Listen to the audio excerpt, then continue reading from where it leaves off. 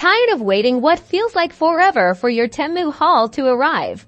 I'm going to show you simple tricks to potentially get your Temu orders delivered faster. First, pay close attention when placing your order during checkout. Temu often presents different shipping options. If available, choose the express option.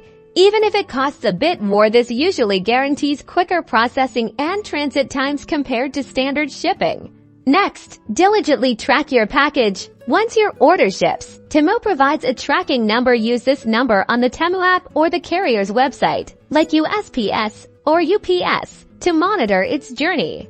Regular tracking helps you anticipate any delays and allows you to proactively contact customer support if needed. Speaking of which, if your package is significantly delayed beyond the estimated delivery date, don't hesitate to contact Temu's customer support. You can usually find the contact options within the app or on their website.